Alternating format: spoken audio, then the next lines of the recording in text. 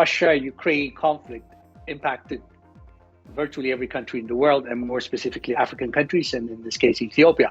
If you look at wheat prices, Ethiopia imports a significant amount of wheat annually, and it usually is imported from Ukraine, Russia, from that part of the world. And because of the conflict, wheat prices around the world have gone up substantially, and including, of course, here in Ethiopia. Secondly, if you look at oil prices, I mean, pre-conflict, oil was selling at about $75, $80 a barrel. Today, it's topped over $100 a barrel.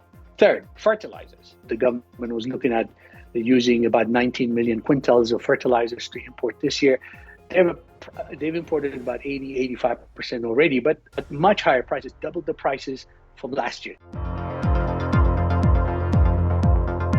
The bigger impact of all these items, prices going up, availability shortages across the world, including in Africa and in Ethiopia, as always, it's on lower income people on fixed income. So that's why I think from a global perspective, global policymakers need to look at this holistically and say, how could we support countries like Ethiopia and African countries, whether it's in Kenya or Nigeria or other places? How could we support them? Because it's disproportionately impacting people at the lower end, the poor, people on fixed income who don't have the ability to splurge additional amounts because prices have gone up. So we need to support these countries, because the lower end of their population is being unfairly, by the way, impacted because of something they had nothing to do with. I mean, the conflict was not caused in Africa.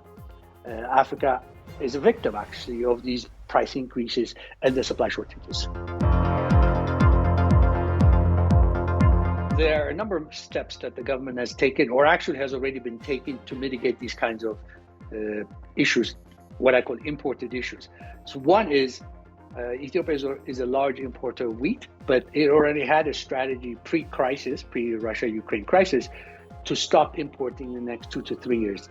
And that it is quite achievable, meaning because Ethiopia has huge arable land to produce that. So in the next short period of time, it will continue to reduce, but completely stop. And my view is it will be actually a net exporter of wheat. Ethiopia today is the largest producer of wheat in sub-Saharan Africa, but because it has a large population, it's not yet sufficient. So that's one thing. So, it's self-sufficient in import.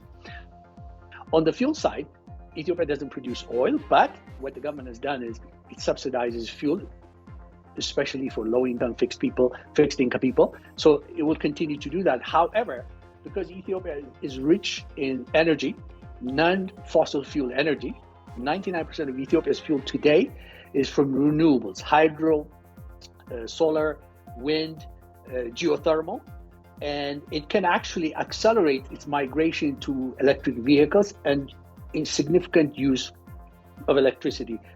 And this is doable. For example, if you look at the railway network in Ethiopia today, it's 100% run on electricity, which is very rare in Africa.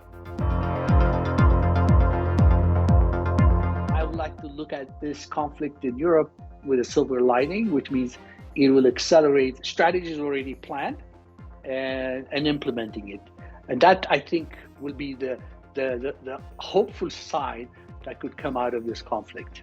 Ethiopia today has 74 million hectares of arable land, of which only 14 million is cultivated. So you can imagine it has another 50 to 60 million additional hectares of arable land, which it can use not only to be self-sufficient as the strategy is being deployed, but also to feed its neighbors, not only here in Africa, but in the Gulf and the Middle East, Saudis, Emiratis, which are deserts. So from an Ethiopian perspective, I actually think in the medium to the long term, it could be a big positive plus.